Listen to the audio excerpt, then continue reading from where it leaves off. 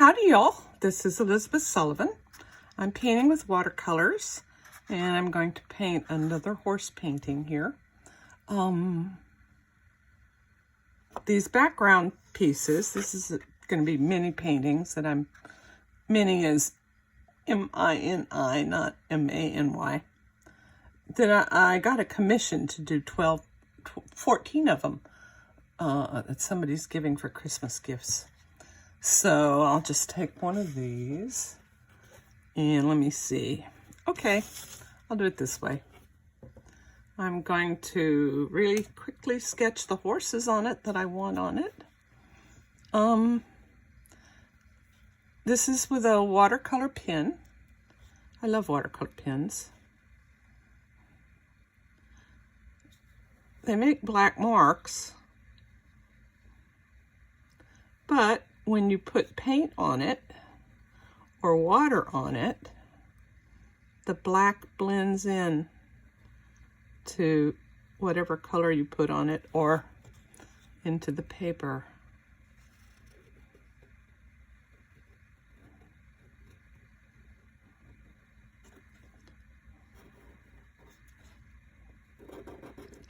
So horses is something I've been painting and drawing for a long time, so it's fairly easy for me to just do an outline of a horse.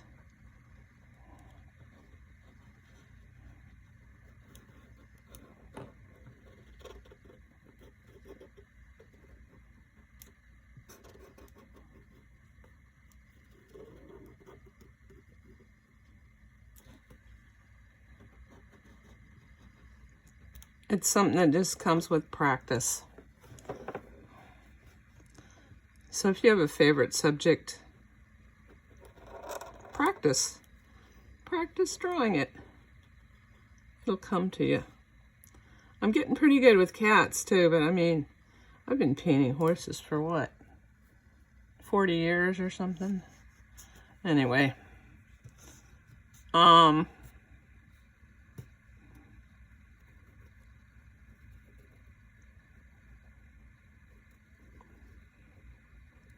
This little thing is going to have two horses on it, and this horse has his head turned back towards the other horse. And now my pen is running out. Try another pen. I have many of these watercolor pens, and all of them have decided to run out at the same time. Wonderful. Just wonderful.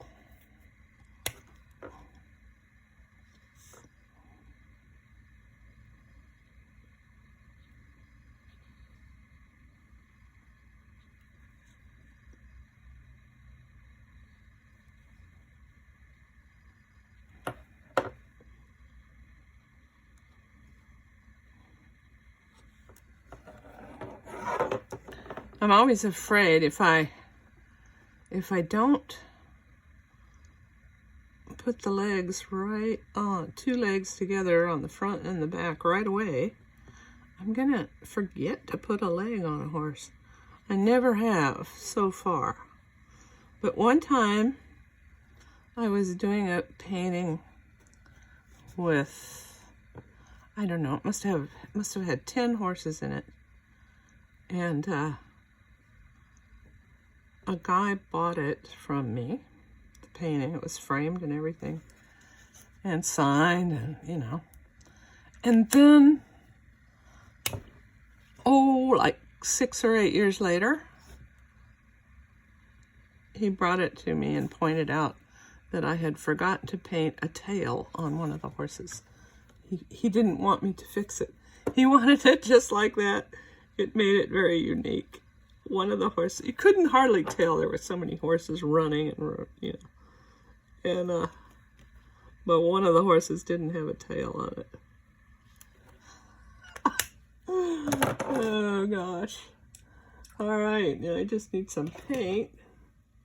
Those are my smallest ones. They are not, but I don't know where my little one that I love, my little paintbrush that I really love is. I have no idea. Okay, we're going to do kind of a dark turquoise on one of the horses. The one that's in the foreground.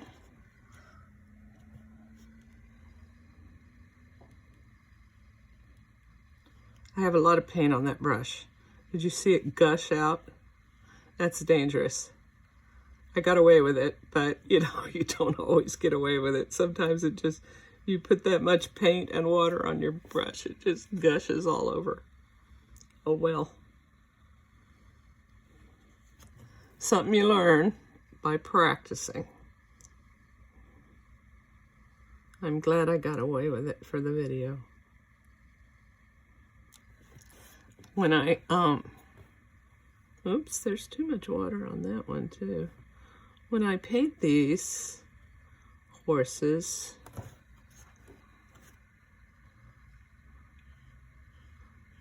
I usually know just exactly how much water and how much paint I need to be on there. So I used to be a lot pickier than I am now about painting them. Now there's a lot of water on here, so I think I have time to paint all 4 legs of this little horse. It's a very small painting. And then be able to take this brush, which has only water on it, and draw some of that excess paint off.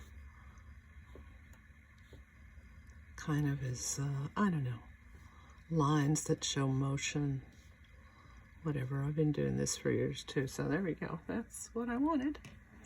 Okay, then the other horse, we're going to make that other horse. What are we going to make that other horse? Some kind of reddish brown. Indian red, I suppose. Well, there's some burnt sienna. That'll work. Oh no, let's try this. This is probably Brown Matter is the name of this paint.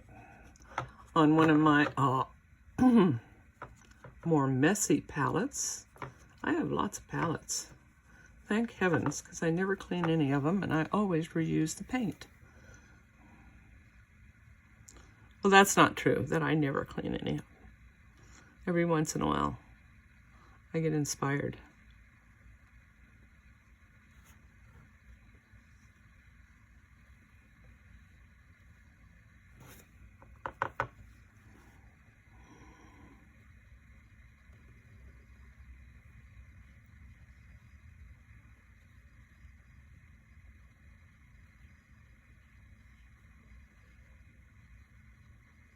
You notice that when I paint the horses, I paint the body, the head, the body, the neck, and the top of the legs in before I paint the lower legs. And the reason for that is, there is a reason, is because when I want the paint to be wet, when I try to pull some of it out with that dry brush,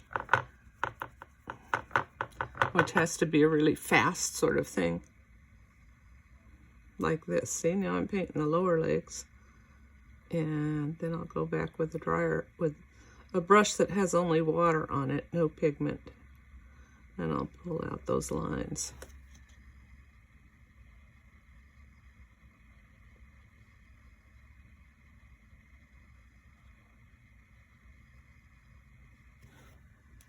Okay. And here is that brush. Whoop. So much fun.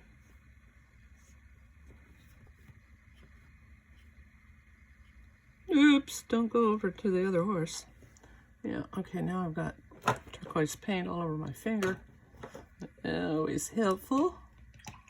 Now I'm going to try to paint the mane and tail, but I really need a smaller brush. There it is. There's one of my favorite smaller brushes. And on this one, I'm going to use black for the manes and tails.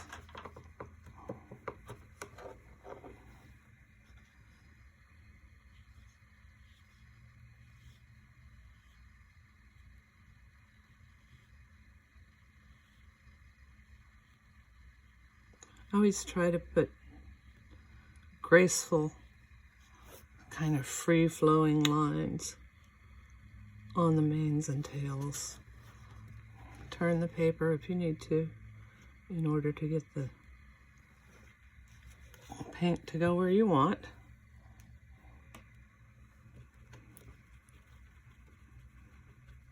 Now this is a little bit tricky on the tail of the brown horse because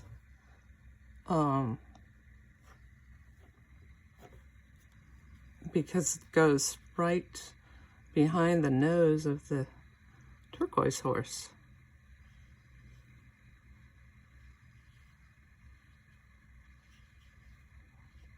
And the tail of the turquoise horse is going to somewhat go off the page, which is okay.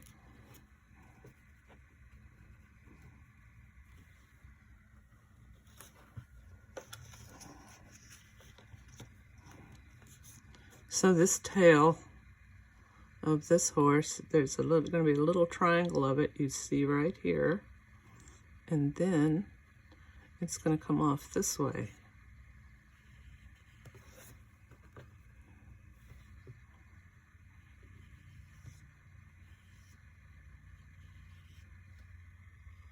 You can make it go right up to the nose of that horse. I think that's the way to do it. Okay. Maybe a little more down this way. Does that look okay? I don't know. Nope, I don't like it. I don't like it there. I like that better.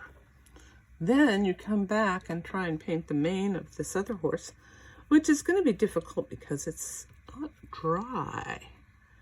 And the horse has turned his head looking back at the horse behind him. So the mane goes like this. There's an ear here and an ear here, and the mane goes in all directions since that horse has his head turned.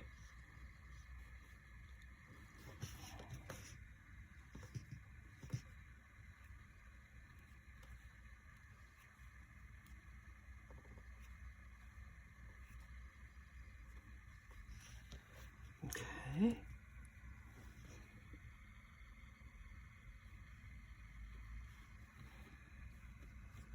Too much paint on the brush.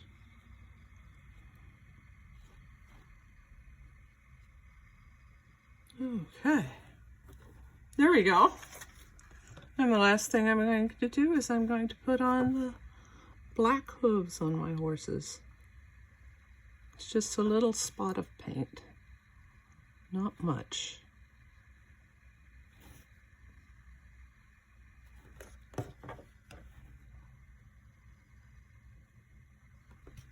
And I might put a few spots on the rump of this blue horse.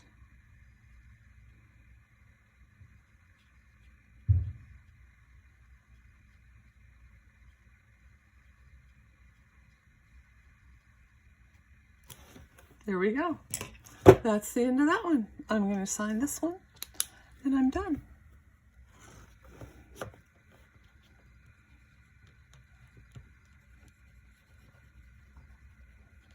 Okay.